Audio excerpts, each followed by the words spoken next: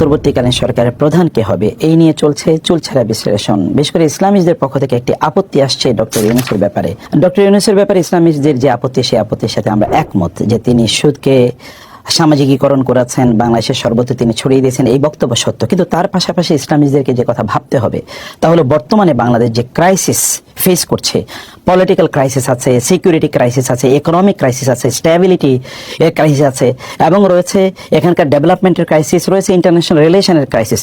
এতগুলো ক্রাইসিস সমাধান করার মতো এবং প্রতিবেশী দেশের একটা বড় ধরনের এখানে নজর আছে, ছোবল আছে, থাবা আছে, এবং এখানে শকুনের তাদের যে নজরদারি এখানে আছে, এগুলো সব কিছুকে ট্যাকেল দেওয়ার মতো একজন ব্যক্তির নাম আপনাকে বলতে পারেন? ডক্টর ইউনূস ছাড়া, যিনি সবগুলো জিনিসকে এখন এই মুহূর্তে ট্যাকেল দিতে পারবেন। একবার চিন্তা করে দেখুন, একটা যুদ্ধ বিধ্বস্ত দেশের মতো একটি দেশের মধ্যে আমরা এখন আছি। এই দেশের জন্য ব্যাপক পরিমাণে ইন্টারন্যাশনাল সাপোর্ট লাগবে। এই সাপোর্ট নেওয়ার মতো বাংলাদেশে একমাত্র ব্যক্তি কি ডক্টর ইউনূসের বাইরে আর কেউ আছে?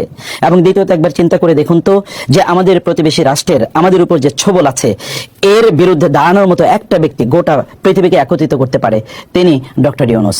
এবং তার পাশাপাশি গোটা বাংলাদেশ উন্নয়নের ক্ষেত্রে, ইকোনমিক্যাল ডেভেলপমেন্টের ক্ষেত্রে তিনি সুদী কাজ করেছেন বটে, সে কথা সত্য, কিন্তু এই জায়গায় তার যে এক্সপার্টিজ আছে, এত হিউজ এক্সপার্টিজ গোটা দেশকে ডেভেলপ করার জন্য, এবং এর বাইরে বাংলাদেশের বাইরেও গোটা পৃথিবীতে গ্রামীণের যেই ব্যাংকের তাদের যেই সমৃদ্ধি এবং তাদের যে সুনাম রয়েছে, এবং এখানে তাদের যে এক্সপার্টিজ রয়েছে, এরকম একটা লোককে আমাদের কাছে আছে বলুন? এমন কোন লোক আছে?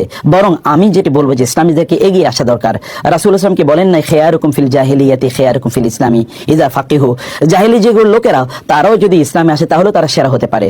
ডক্টর ইউনূসকে বরং আপনার বরণ করে নিন, তার কাছে আপনার যান, তার কথা আপনারা বলুন, তিনি বুঝুক যে ইসলামিস্টরা তাকে সাপোর্ট করছে। অতএব এমনিই তিনি মুসলিম, আর ইসলামের ব্যাপারে তার আরো সফট কর্নার তৈরি হবে। তাকে আপনারা বলুন, আপনারা তাকে দাওয়াত দেন। ওমর ইবনে খাত্তাব রাদিয়াল্লাহু তাআলা আনহু জাহেলি যুগে রাসূলকে হত্যা করতে গিয়েছেন, কিন্তু ইসলামে কত বড় সম্পদ তিনি হয়েছেন। আর আমর ইবনে আস রাদিয়াল্লাহু তাআলা আনহুর কথা যদি একবার চিন্তা করে দেখুন, অথবা সোহাইল ইবনে আমরের কথা একবার চিন্তা করে দেখুন, মক্কা বিজয়ের সময় যখন সাহাবায়ে কেরামরা তার ব্যাপারে খারাপ কথা বলতে গিয়েছিল, রাসূল সাল্লাল্লাহু আলাইহি ওয়াসাল্লাম বললেন, না বলো না।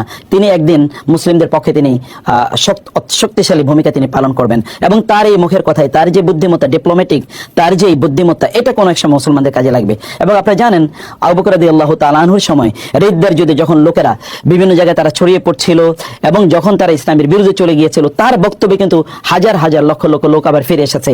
তার সেই মুখের বাণী কিন্তু ইসলামের কাজে লেগেছে।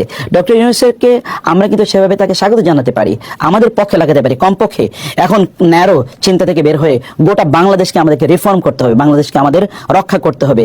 এই রক্ষা করার ক্ষেত্রে ডক্টর ইউনূসের বিকল্প আমাদের কাছে আপাতত নাই। সেই কারণে আমরা বলবো যে আমাদের বর্তমান কনটেক্সটটাকে আমাদের ভালো করে বোঝা দরকার। আমাদের সিকিউরিটির ইস্যুটি প্রচন্ড গুরুত্বপূর্ণ, এটা বোঝা দরকার।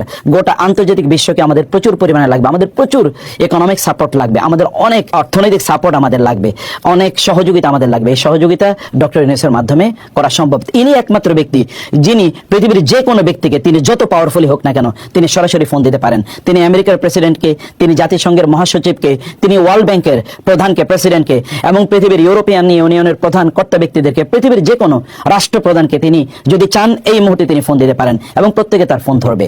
তিনি একমাত্র ব্যক্তি যার নামে বাংলাদেশকে বহু লোকেরা চেনে।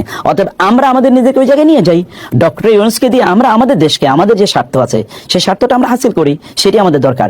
অতএব অন্যায়ভাবে তার বিরোধিতা করার প্রয়োজন নেই, বরং আমরা ছাত্র সমাজের সাথে একই বক্তব্য আমরাও দিতে চাই। তাদের সাথে আমরা সুর মিলিয়ে আমরা বলতে চাই, আমরা ডক্টর ইউনূসকে তত্ত্বাবধায়ক সরকার, অথবা যদি ইন্টারিম গভর্নমেন্ট বলি, এবং আমরা যদি বলি যে এখানকার অন্তর্বর্তীকালীন সরকার, তার প্রধান হিসেবে আমরাও তাকে দেখতে চাই। আরেকটি বিষয় এখানে খুবই গুরুত্বপূর্ণ, তিনি কিন্তু কোনো পলিটিক্যাল ক্যারিয়ার না, তার পলিটিক্যাল কোনো ভিশনও নাই যে তিনি এখানে দীর্ঘদিন পর্যন্ত থাকবেন। তিনি ইন্টারিম একটি ব্যবস্থাপনা তিনি করবেন, তারপরে তিনি হতে পারে তিনি নির্বাচন দেবেন বা কি করবেন, সেটি একটা ভিন্ন বিষয়।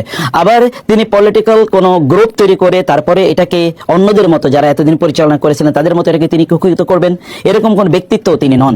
আর তিনি দেখুন গ্রামীণ ব্যাংক অথবা গ্রামীণ ফোন এবং অন্যান্য যা কিছু তিনি ধরেছেন সব হীরার টুকরা হয়ে গেছে।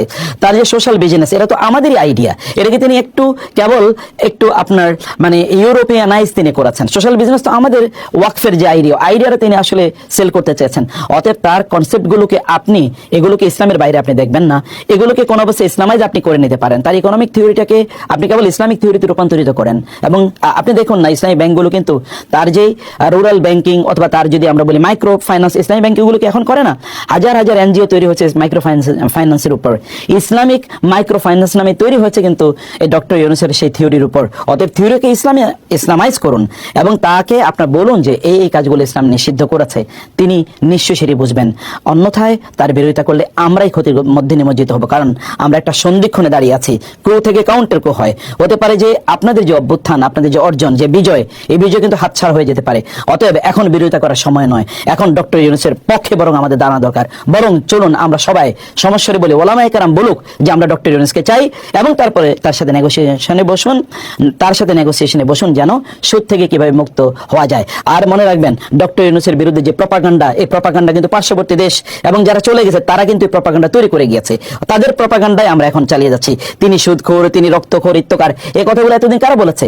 যারা বলেছে তারা কি বাংলাদেশকে ইসলামিক স্টেট তৈরি করেছে? তারা কি এখানকার ইকোনমিক সিস্টেমকে ইসলামিক করেছে? তারা কি এখানকার ইসলামিক ব্যবস্থাপনা যারা বলেছে তারা কি তাদের পক্ষে ছিল? ওলামায়ে কেরামদেরকে কারা হত্যা করেছে?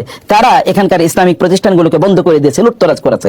কারা ইসলামের নামে কোনো জিনিসকে ইসলামিক কোনো পর্যন্ত আমরা প্রতিষ্ঠান করতে পারি নাই? আমরা ইসলাম ইউনিভার্সিটিগুলোতে ইসলামিক স্টাডিজ ডিপার্টমেন্ট আমরা খুলতে পারি না, কাদের কারণে? তো তাদের এতদিন তারা ইসলামের পক্ষে ছিল, আবার নতুন কেউ কি ইসলাম এখানে প্রতিষ্ঠিত করে ফেলবে এখনই? তা করবে না। সে কারণে আমাদেরকে একমাত্র যোগ্য ব্যক্তি যেহেতু তিনি, অতএব চলুন আমরা তার পক্ষে দাঁড়াই এবং তাকে আমরা সাপোর্ট করি, তাকে আমাদের সম্পদ হিসেবে আমরা ব্যবহার করি। আল্লাহ সুবহানাহু ওয়া তাআলা আমাদেরকে বুঝার তৌফিক দান করুন। আল্লাহুম্মা আমিন।